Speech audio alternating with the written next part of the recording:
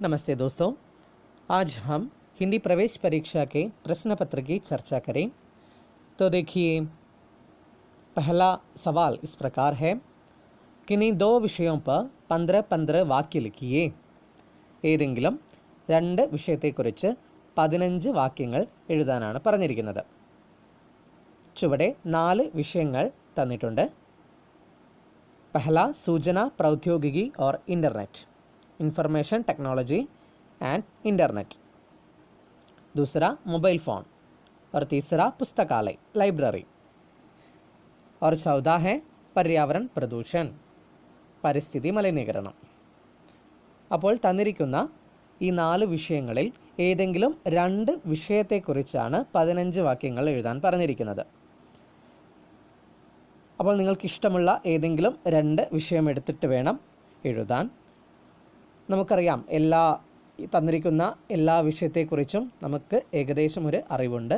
അത് വെച്ചിട്ടാണ് നമ്മൾ ഇതിൻ്റെ ആൻസർ ചെയ്യേണ്ടത്. ഓക്കെ, സോ സൂചന പ്രൗദ്യോഗികി और इंटरनेट അതിനെക്കുറിച്ച് പറയുകയാണെങ്കിൽ, आज पूरी दुनिया को बदल कर रहा है ये सूचना प्रौद्योगिकी और इंटरनेट, और इसके द्वारा दूर बैठे हुए अपने प्रियजन से वॉइस कॉल और फेस टू फेस कॉल कर बात कर सकते हैं, है ना. प्राकृतिक आपदाओं का सटीक तरीके से पूर्वानुमान कर सकते हैं और उससे बचा कर सकते हैं. फिर शिक्षा के क्षेत्र में भी सब इसके द्वारा अपने ज्ञान हासिल कर सकते हैं. दुनिया में क्या क्या हो रहे हैं ये चंद सेकंड से हमें जान कर सकते हैं, है ना. इस प्रकार की जो ढेर सारे बातें सूचना प्रौद्योगिकी पर विषय, उसके जो विषय बनाकर हमें लिख सकते हैं. ഓക്കെ, അപ്പോൾ ഇത് കൂടാതെ നിങ്ങളുടെ ടെക്സ്റ്റ് ബുക്കിലും ഈ ഒരു വിഷയത്തെക്കുറിച്ച് പറഞ്ഞിട്ടുണ്ട്. അതും കൂടെ നോക്കിയിട്ട് വായിച്ച് മനസ്സിലാക്കി പഠിച്ചതിന് ശേഷം മാത്രം ഈ ഒരു ആൻസർ ചെയ്യുക. Okay, then second one mobile phone. നമുക്കെല്ലാവർക്കും അറിയാം അല്ലേ, മൊബൈൽ के माध्यम से लोगों हर समय आपस में बात कर सकते हैं और खबरें और ज्ञान भंडार, मनोरंजन आदि सब कुछ अपने उंगलियों के द्वारा, मोबाइल के द्वारा कर सकते हैं, है ना. और तो इतनी सारी बातें हैं जो मोबाइल विषय बनाकर हमें लिख सकते हैं. फिर अगला है पुस्तकालय लाइब्रेरी, वायनशाला. तो किसी भी भाषा की पुस्तक चाहिए तो वो यहाँ मिल सकते हैं, അല്ലേ. നമുക്ക് ഏതൊരു പുസ്തകം ആണ് ആവശ്യം എങ്കിൽ അത് നമുക്ക് ഈ ഒരു ലൈബ്രറിയിൽ കിട്ടുന്നതാണ്, അല്ലേ. हमारे मन पूरी शांत करके यहाँ बैठकर जो भी पुस्तक पढ़ सकते हैं. फिर हायर एजुकेशन के लिए ये बेहद सुविधा है ना. और जो भी विषय पर शंका आए तो, कोई डाउट्स आए तो यहाँ से जो रेफरेंस बुक्स हैं और उसको जो रेफ़र कर सकते हैं. ओके, तो ऐसे बातें हमें पुस्तकालय विषय के ऊपर लिख सकते हैं. और अगला जो अंत का जो विषय है पर्यावरण प्रदूषण. तो आज मनुष्य हमारे प्राकृतिक संसाधनों को नुकसान करने का पात्र बन गया है. तो ढेर सारे प्रदूषण हमारे क्या है जो प्रकृति में है. तो जल, वायु, मिट्टी, है ना, आदि प्रकार की जो प्रदूषण है, तो ये सब कुछ मनुष्य अपने स्वार्थ चिंतन से प्रदूषण कर रहे हैं. और कारखानों से निकलाते धुआं, जहरीले पानी आदि उदाहरण के रूप में हमें बता सकते हैं. ठीक है, तो इत्यादि कारण रखकर हमें प्राकृतिक या पर्यावरण प्रदूषण के ऊपर लिख सकते हैं. അപ്പോൾ ഇത് കൂടാതെ നിങ്ങളുടെ ടെക്സ്റ്റ് ബുക്കിൽ ഈ ഓരോ വിഷയത്തെക്കുറിച്ചിട്ടും പറഞ്ഞിട്ടുണ്ട്. അതെല്ലാം വായിക്കണം കേട്ടോ. എന്നിട്ട് വേണം ഈ ഒരു 4 വിഷയങ്ങളിൽ നിന്നും കേവലം 2 വിഷയം എടുത്തിട്ട് എഴുതാൻ. ഓക്കെ, तो यही है पहला सवाल. इसके उत्तर सटीक रूप से आपको लिखना है. देन दूसरा सवाल देखिए, अपने भाई के विवाह का निमंत्रण देते हुए अपने दोस्त के नाम पर पत्र लिखिए. തൻ്റെ സഹോദരൻ്റെ വിവാഹം ക്ഷണിച്ചുകൊണ്ട് തൻ്റെ കൂട്ടുകാരൻ്റെ പേരിൽ ഒരു കത്ത് എഴുതാനാണ് പറഞ്ഞിരിക്കുന്നത്. അഥവാ അല്ലെങ്കിൽ कुछ पुस्तकें भेजने की प्रार्थना करते हुए किसी पुस्तक विक्रेता के नाम पर एक पत्र लिखिए. അതായത് കുറച്ച് പുസ്തകങ്ങൾ അയച്ചു തരാൻ അപേക്ഷിച്ചുകൊണ്ട് ഏതെങ്കിലും ഒരു പുസ്തക വിൽപ്പനക്കാരൻ്റെ പേരിൽ ഒരു കത്ത് എഴുതാൻ ആണ് പറഞ്ഞിരിക്കുന്നത്. അപ്പോൾ ഇവിടെ ഓർ ക്വസ്റ്റ്യൻ ആണ്, ഏതെങ്കിലും ഒരു ക്വസ്റ്റ്യന് ആൻസർ ചെയ്താൽ മതി. ഓക്കെ, 2 ക്വസ്റ്റ്യനിലും പത്ര ലെറ്റർ എഴുതാനാണ് പറഞ്ഞിരിക്കുന്നത്. 10 സ്കോറാണ് അതിനുള്ളത്. അതുകൊണ്ട് തന്നെ ഏതെങ്കിലും ഒരു ക്വസ്റ്റ്യന് ആൻസർ ചെയ്താൽ മതി. ഓക്കെ, तो इसके पहला सवाल की जो उत्तर यहाँ पर है. അപ്പോൾ ഈ ഒരു ക്വസ്റ്റ്യനിലെ ആദ്യത്തെ ചോദ്യത്തിൻ്റെ ഉത്തരം നമുക്കൊന്ന് നോക്കാം. എങ്ങനെയാണ് പത്ര ലെറ്റർ എഴുതുക? तो हर पत्र लिखते समय एक एक तरीका होते हैं, उस तरीके के अनुसार हमें पत्र लिख सकते हैं. ठीक है, അപ്പോൾ ഏതെങ്കിലും ഒരു പത്രം എഴുതുകയാണെങ്കിൽ, ലെറ്റർ എഴുതുകയാണെങ്കിൽ അതിന് ചില രീതികളുണ്ട്. ആദ്യം തന്നെ എന്ത് ശ്രദ്ധിക്കണം? സ്ഥാൻ और താരീഖ് है. സ്ഥാൻ നമ്മുടെ സ്ഥലം അല്ലേ, അതായത് നമ്മുടെ അഡ്രസ്സ്. और क्या है? दिनांक यानी तारीख लिखना है, डेटुം അവിടെ എഴുതണം. ओके, देन संबोधन, अभिसंबोधन करना है. उसके बाद हमें लिखना है कि हमारे पत्र का मुख्य विषय क्या है. ठीक है, कलेजा ऐसे नाम से जाने जाते हैं. और എന്താണോ നമ്മൾ എഴുതാൻ പോകുന്ന വിഷയം അത് വളരെ വിനമ്രത്തോടുകൂടെ സഹൃദയമായിട്ട് നമ്മൾ ആ ഒരു വിഷയം അല്ലേ അത് കഴിഞ്ഞതിന് അഭിസംബോധന കഴിഞ്ഞതിന് ശേഷം നമ്മൾ എഴുതണം. ഓക്കെ, तो उसके अंत में, अंत की जो भाग है, കത്ത് അവസാനിപ്പിക്കേണ്ടത് എങ്ങനെയാണ്? യെസ് തുമാരാ परम मित्र, तुम्हारा शुभाकांक्षिणी और शुभाकांक्षी है ना. तो उसी प्रकार के हम उस पत्र को उसकी जो अंत कर सकते हैं. ठीक है, तो देखिए हमें इस पहला सवाल की उत्तर लिखेंगे. तो यहाँ पर C-150 आनंद बिहार और मुजफ्फरनगर उत्तर प्रदेश. ओके, ये पता है यानी कि स्थल है यानी स्थान है. ओके, और अगला है लिखा है यहाँ पर दिनांक यानी तारीख है. ओके, 26 अप्रैल.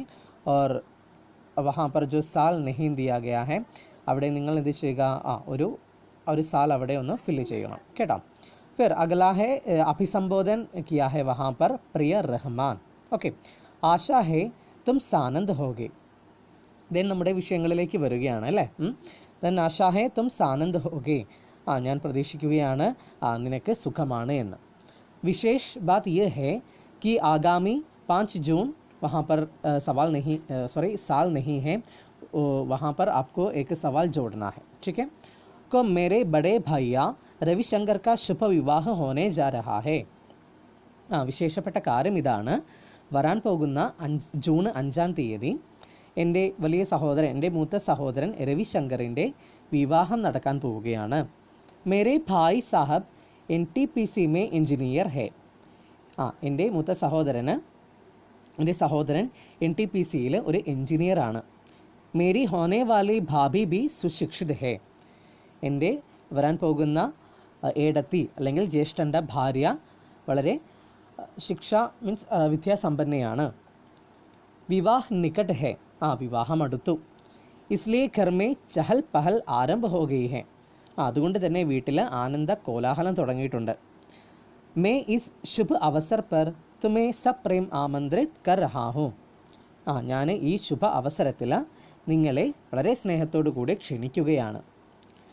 തും നിശ്ചിത തിഥി സെ 2 दिन पूर्व ही आ जाना. നീ നിശ്ചയിക്കപ്പെട്ട ഡേറ്റിൻ്റെ 2 ദിവസം മുന്നേ ആയിട്ട് വരണം. തുമാരെ ആനെ സെ മുझे അതീത് ഖുഷി ഹോഗി. നീ വരികയാണെങ്കിൽ എനിക്ക് വളരെ സന്തോഷമാകും.